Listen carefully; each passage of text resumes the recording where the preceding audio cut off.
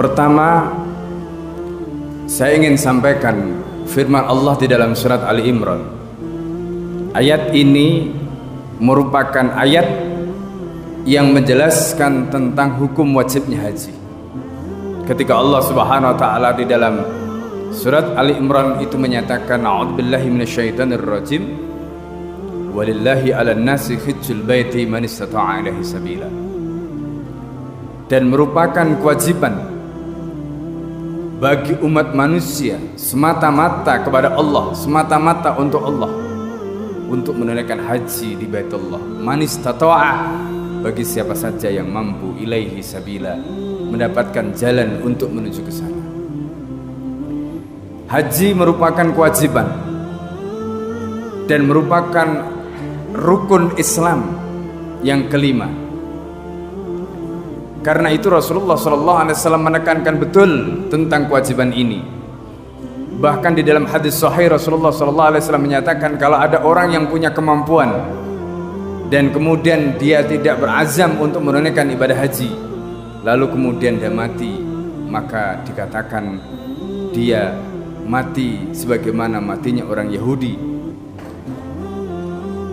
Para jamaah sekalian yang dimuliakan oleh Allah, ibadah haji juga memiliki nilai yang luar biasa di mata Allah. Sampai Rasulullah SAW menyatakan, jihadul mar'ati wad dha'ifi al-hajj wal umrah. Jihadnya wanita dan jihadnya orang yang lemah. Orang yang lemah dalam hal ini boleh jadi mereka adalah orang-orang yang sudah udur, orang-orang yang tidak lagi diberikan kekuatan secara fisik. Maka kata Nabi, jihad mereka kalau tidak bisa berjihad dengan mengangkat senjata, maka orang-orang yang lemah ini, yang tidak bisa lagi menunggang kuda, tidak kuat lagi berjalan, berlari sebagaimana mujahidin, maka kata Nabi, jihadul mar'ati wad dha'if al-hajj wal umrah, yaitu haji dan umrah. Menunjukkan betapa haji dan umrah ini pahalanya luar biasa, sehingga Rasulullah menyamakan kedudukannya seperti jihad. Dan kita tahu jihad itu disebut oleh Nabi sebagai darwah sanamil Islam, sebagai ujung tombaknya ajaran Islam. Para ulama memberikan penjelasan bahwa nilai amal itu memang ditentukan oleh tingkat kesulitan. Para ulama mengatakan al-ajru biqadril masyaqqah. Al-ajru biqadril masyaqqah. Pahala itu sesuai dengan kadar kesulitan. Ketika amal perbuatan seseorang tingkat kesulitannya tinggi, sebut saja jihad. Jihad memiliki tingkat kesulitan yang sangat tinggi. Jihad begitu luar biasa pahalanya. Mengapa begitu luar biasa pahalanya? Bayangkan, jihad itu bukan hanya ibadah, sembarang ibadah, tetapi jihad adalah ibadah yang membutuhkan pengorbanan fisik.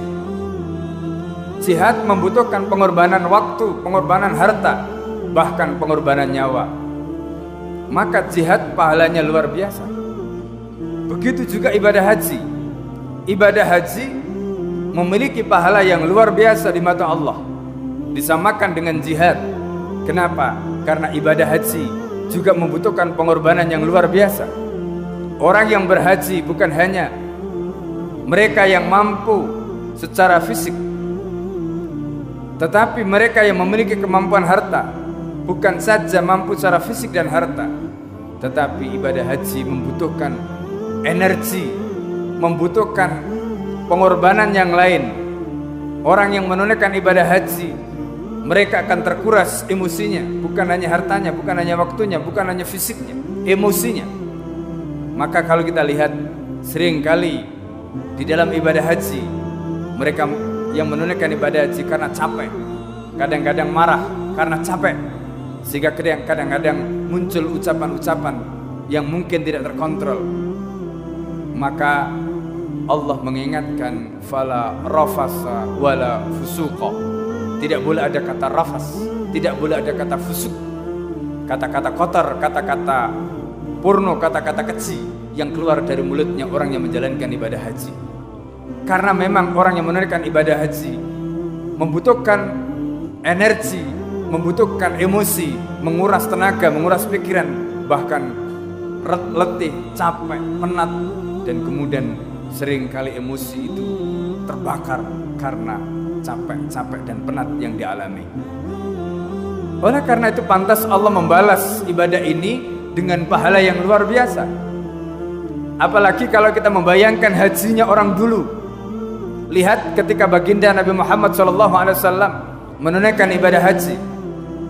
Rasulullah SAW menunaikan ibadah haji tidak seperti yang kita lakukan hari ini. Kita datang dari Indonesia, naik pesawat, bahkan bukan sembarang pesawat, pesawatnya adalah pesawat bintang 4 minimal, bahkan mungkin ada yang bintang 5. Kemudian rata-rata penginapannya, hotelnya, kendaraannya, semuanya adalah fasilitas yang bukan saja layak, tetapi kebanyakan adalah fasilitas-fasilitas yang jauh dibanding dengan apa yang kalau kita bandingkan pada zaman dulu ketika baginda Muhammad SAW menunaikan ibadah haji dan umrah.